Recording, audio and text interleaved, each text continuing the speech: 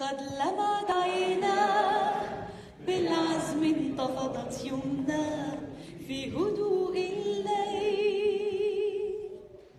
من هو الصامت المغامر في وجه السيل؟ يبعد عن عينيه الراحة، يتحدى خصما في الساحة، يرمي ويصيب الأهداف، يسعى دوما لتحقيق الإنصاف.